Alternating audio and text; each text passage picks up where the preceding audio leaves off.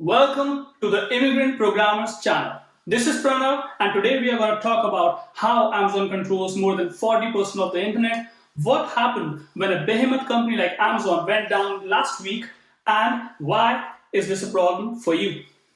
And no, I'm not talking about Amazon.com that you probably know of, where you buy your shit from. I'm actually talking about AWS, Amazon Web Services, where most of the online services we use are actually hosted on their servers.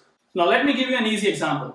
Netflix is a company that is hosted on Amazon. So, next time you're watching any movie, you know that you're actually using Amazon servers. And that actually makes Amazon rich by the second.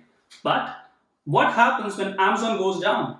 Well, if Amazon goes down, you might not be able to watch the movie or the series that you were planning to watch this weekend. According to TheVerge.com, Amazon actually controls more than 40% of the internet. Services like Netflix, Pinterest, Slack, and dozens of others are actually hosted on Amazon servers. Now, they also say that Amazon's partnership with some companies is not really explicit. So people think that what remains, submarine lines, and many other things by the government of United States are actually hosted on Amazon servers. Even the companies I work for as a full stack web developer in Canada are totally hosted on Amazon. What does it mean? Well, if Amazon goes down, you go down. Now let's talk about a recent event. On November 25, Amazon actually went down for a few hours in the US East 1 region. Now what happened? As I've already explained you how dependent companies and we as consumers are on Amazon, let me tell you a few things that happened.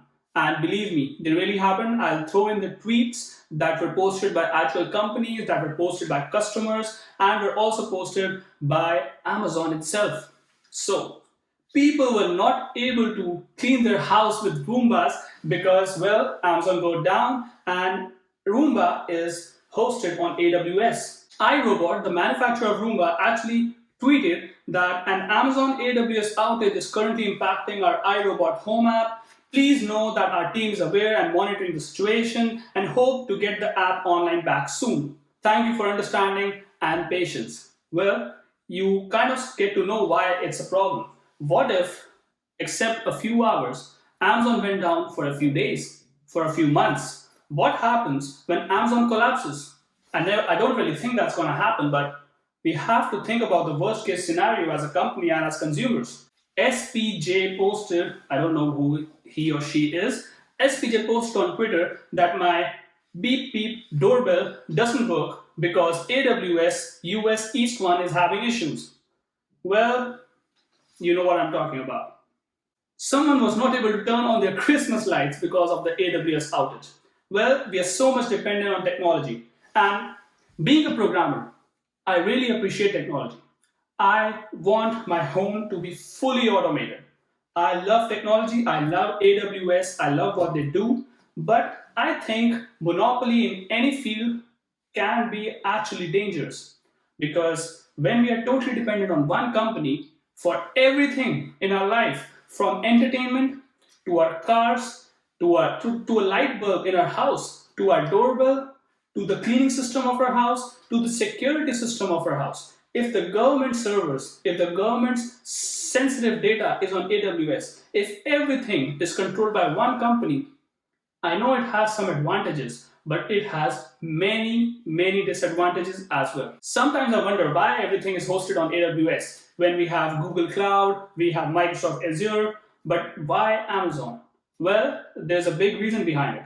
It's more affordable and it's pretty good in terms of performance. If any new company or even big companies, if they can cut on their budget, if they can actually get better performance, what do you think they'll choose? And that's the reason Amazon is actually chosen by each and every company that is starting up or each and every company that wants to shift servers. They never think about going to any other company than AWS. All the companies always choose AWS, and I have personally seen as a developer, AWS tools are more easy to use, are more accessible, and are cheaper than other tools that are available online.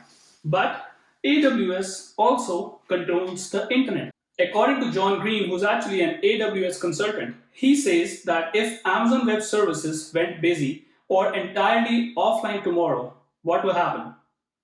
A large proportion of the web would simply disappear instantly. Governments in many countries would suffer failures worse than they would expect on a full or cyber war. Businesses would lose their online presence. If they weren't able to redirect things to rehost rapidly, possibly to re architect, if they were dependent on AWS specific services, they would fail very quickly. And most of all, Netflix would stop. What will I watch? I only use Netflix, and that too because I split it with four of my friends. If Netflix goes down, I don't know what I'm going to do with my life. now let's talk about solution. Is there a solution right now? The answer is no. Can we do something about it? Well, probably. I think what if a company is hosted on Amazon but is also hosted on, let's say, Microsoft Azure? And if one of them goes down, the other company might be able to host the websites or all the online services. Well, I know this has many technical implications. I know this has been never done before. I know there are a lot of problems with this approach. But I think there's so many engineers, there's so many developers in the world, we can find a solution to this problem. What do you think about it? Do you think my idea is totally stupid? Or do you think that something like this could be done if companies actually wanted to? Let me know in the comments down below. And if you like this video, hit the like button. It's really free for you and it encourages us to make more videos for you guys. Also hit the subscribe button while you're at it. So until next time.